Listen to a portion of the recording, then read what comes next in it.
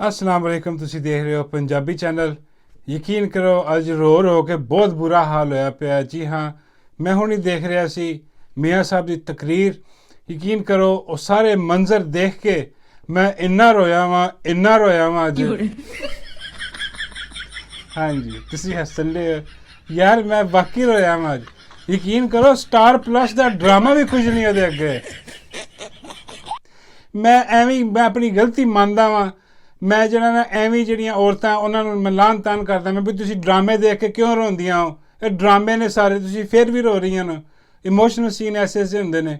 ਲੇਕਿਨ ਅੱਜ ਜੋ ਲਾਹੌਰ ਦੇ ਵਿੱਚ ਹੋਇਆ, ਯਕੀਨ ਕਰੋ ਮੇਰੇ ਟਿਸ਼ੂ 2 ਡੱਬੇ ਲੱਗ ਗਏ ਟਿਸ਼ੂ ਪੇਪਰ ਦੇ, ਇੰਨਾ ਮੈਂ ਰੋਇਆ ਵਾਂ। ਹਾਂਜੀ, ਜੋ ਹਿਸਾਬ ਕਿਤਾਬ ਲਾਇਆ ਸੀ, ਜੋ ਸਟਾਰ ਪਲੱਸ ਡਰਾਮਾ ਲਾਇਆ ਸੀ मियाँ साहब ने। हाँ जी, अज मियाँ साहब आ गए ने वापस। तुहानू सारिਆਂ ਨੂੰ मुबारक होवे। पाकिस्तान एक महरूम सी इस किस्म के नमूने तो ਜਿਹੜਾ नमूना वारद हो गया।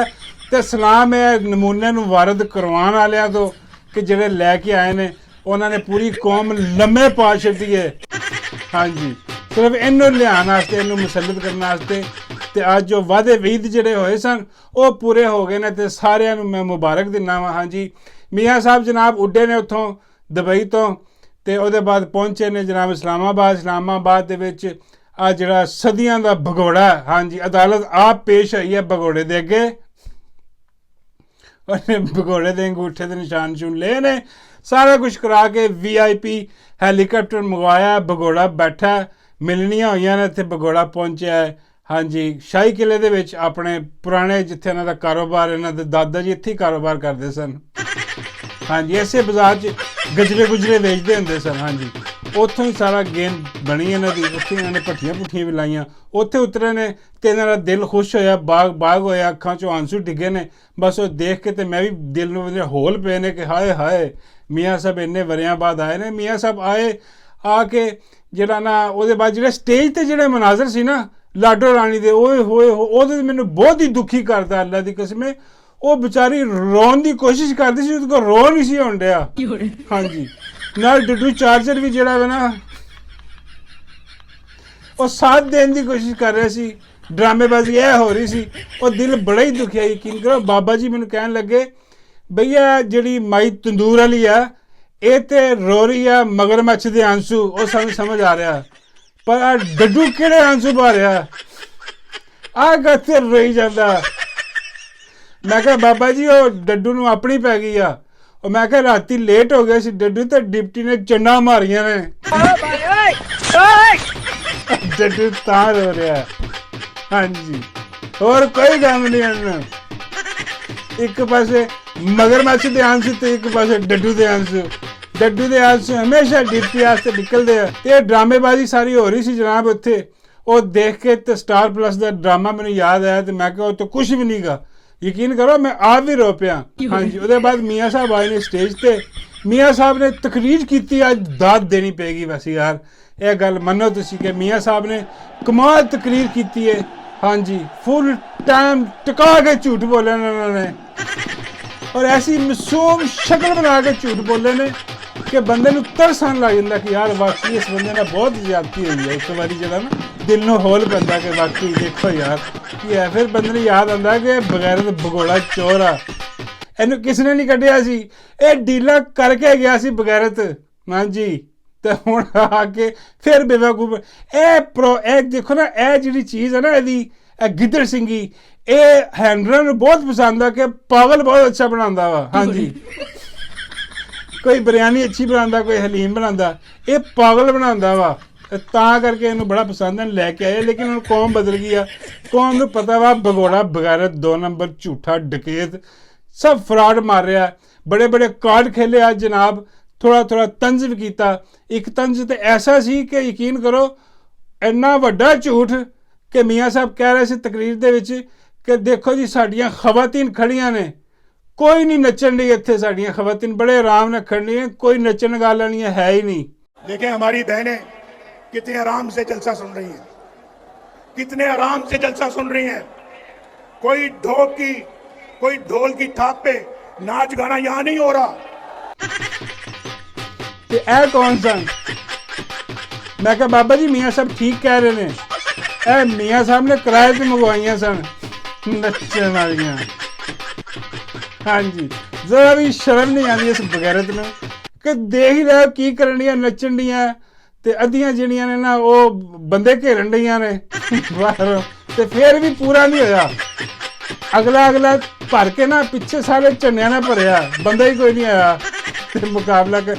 मीडिया से भी देखो ड्रोन की फोटो जो जाती है ना वो सिर्फ स्टेज तक ही खत्म हो जाती है, इंज उठता ड्रोन तो इंज बह जाता है, कहानी खत्म, बंदा ही कोई इतने हाई कोई सारे ने पता चोर लुटेरा बगैरत भगोड़ा। ते गल की कर रहे सी मियाँ साहब सुनने वाली है, ये सब कह रहे सन कि मेरे दौर च जी रोटी है ना वो 4 रुपए की सी। अच्छा बंदा पूछे वाकई मियाँ साहब तुहाडे दौर च 4 ते फरौन दे दौर दे विच ते मुफ्त सी ते फरौन ले आइए। हाँ जी, तो यह जी 16 महीने जिन्हें बेड़ा गर्क किया तुहाडी हुकूमत ने, यह किस गिनती च नहीं लई उन्होंने मियाँ साहब ने। हाँ जी, और लगता सी कि वो फरौन नूं बुलाया उन्होंने 16 महीने पिछले वो कर गया हुकूमत, इन्होंने पता ही नहीं लग्या कौन कर गया। और बगैरत भिखारी पिछे बैठा।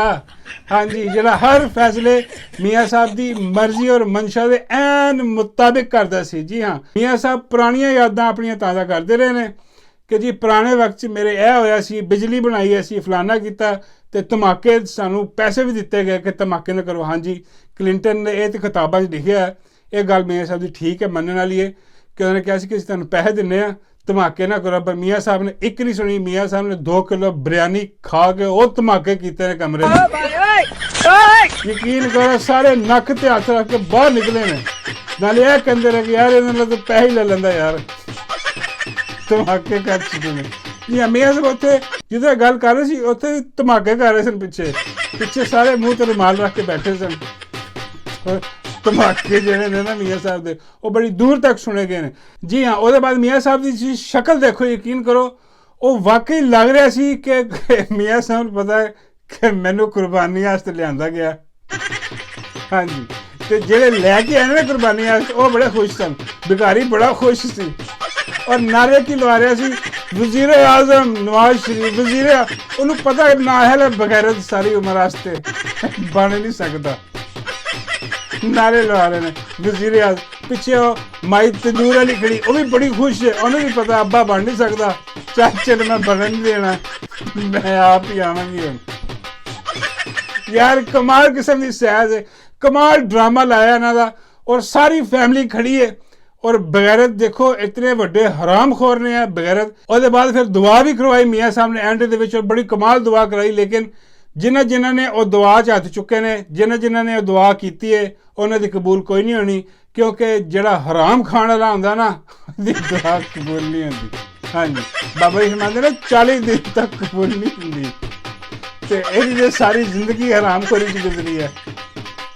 इहदा ते अंग अंग हरामखोरी डुबिया पिया, हराम दा पैसा, हराम दी कमाई, हराम दी औलाद, हराम दी पूरी फैमिली, एदी दुआ कित्थों कबूल होनी है। बाबा जी फरमांदे ने बस मुबारकां दिओ। मैं कहा बाबा जी किनू?